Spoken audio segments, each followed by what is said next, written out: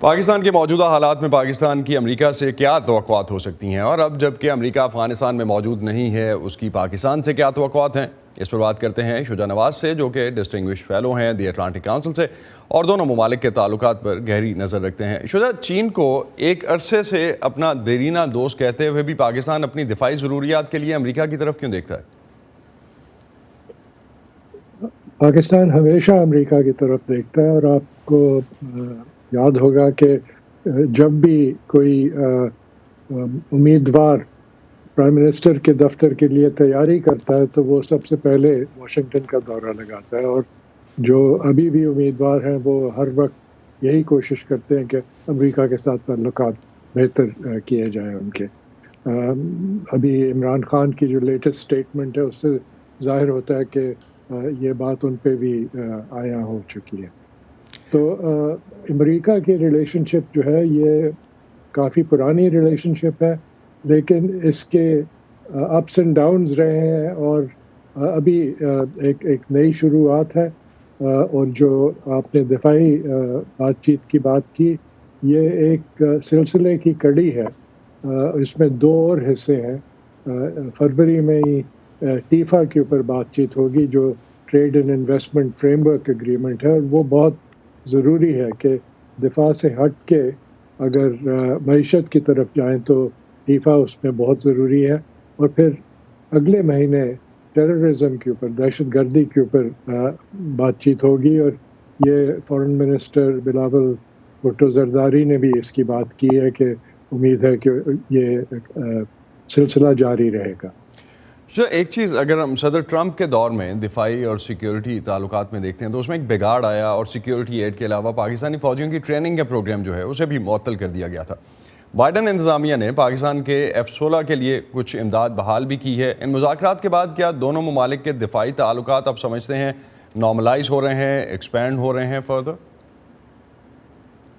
میں سمجھتا ہوں کہ نارملائز ہو رہے ہیں، ایکسپینڈ ابھی تک نہیں ہو رہے، کیونکہ امداد کی ابھی امید نہ رکھے پاکستان۔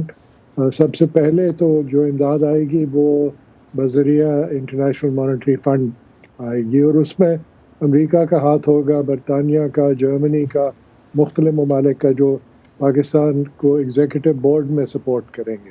امید یہی ہے کہ IMF کی ٹیم کے ساتھ جب معاہدہ ہو چکا پاکستان کا، تو پھر جب ایگزیکٹو بورڈ میں آئیں گے تو اس میں کوئی رکاوٹ نہیں ہوگی۔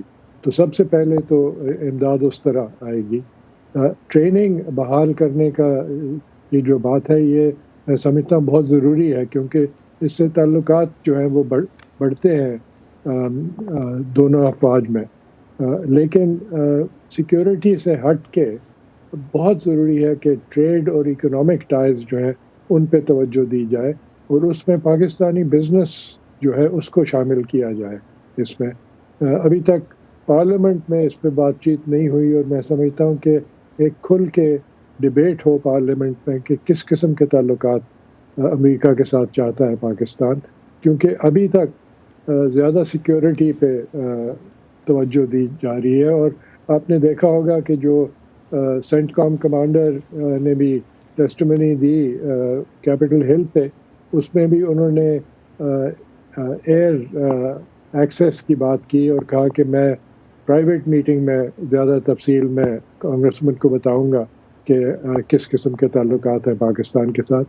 تو ظاہر ہے کہ جو افغانستان کی جنگ کے دوران تعلقات تھے، جو کہ امریکہ کو اجازت تھی کہ وہ پاکستانی ایئر اسپیس استعمال کرے، وہ ابھی تک جاری ہے۔ تو ایک جو خیال ہے وہ یہ بھی پایا جاتا ہے کہ امریکہ کو افغانستان سے نکلنے کے بعد خطے میں اپنی موجودگی چاہیے۔ اسٹریٹجک تعلقات کی بات تو ہم کر ہی رہے ہیں، تو امریکہ خطے میں پاکستان سے کس قسم کے اسٹریٹجک تعلق کی امید رکھتا ہے، اور کس طرح کے کس پیٹرن پہ آگے چلیں گے؟ آپ نے جس طرح سے کہا کہ جو ٹیسٹیمنی ہوئی اس میں یہی کہا گیا کہ کیٹیگوریکلی اس کو ایکسکلوسیو اور اس طرح سے رکھا گیا ہے کہ پبلک نہیں کیا گیا ان ساری جو معاملات ہیں ان کو۔ اس لیے کہ امریکہ نظر رکھنا چاہتا ہے کہ کابل کیا کر رہا ہے، کابل کی حکومت کیا کر رہی ہے، اور خاص طور پہ دہشت گردی کا جہاں پہ تعلق ہے اس پہ خاص طور پہ کڑی نظر رکھنا چاہتا ہے۔ انٹرسٹنگ بات یہ ہے کہ چین بھی دہشت گردی کے خلاف پاکستان کے ساتھ کام کرنا چاہتا ہے۔ تو اس میں دونوں کی مطابقت ہے، اور میں سمجھتا ہوں کہ یہ ایک سیکیورٹی ریلیشن شپ ہے جو قائم رہے گی۔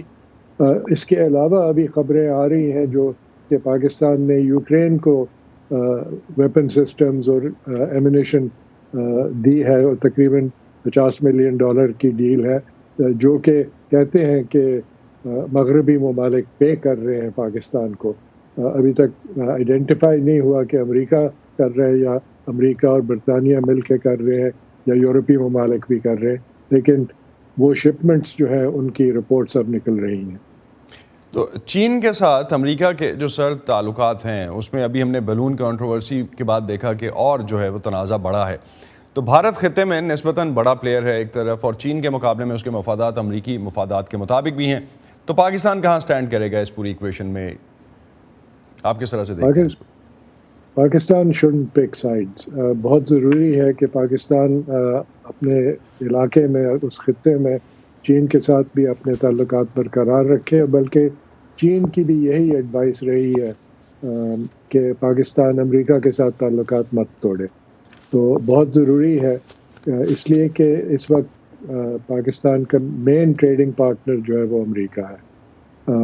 بعد میں اگر موقع ملا اور اگر بھارت کی حکومت کو عقل آیا تو شاید وہ بارڈر بھی کھل گیا اور بھارت کے ساتھ بھی ٹریڈ شروع ہوئی، تو پھر Pakistan, Afghanistan, Central Asia, Iran, India, ان سب کی ٹریڈ شروع ہو سکتی ہے، لیکن ابھی تک امریکہ نمبر 1 ہے ٹریڈ پارٹنر پاکستان کا۔ بہت شکریہ شجاع، آپ ہمارے ساتھ تھے، اور جس طرح سے اس وقت مذاکرات یہ چل رہے ہیں اس پہ آنورڈز بھی ہم آپ سے تجزیہ لیتے رہیں گے، چونکہ by end of this week یہ کلوز ہوں گے۔ بہت شکریہ آپ کا۔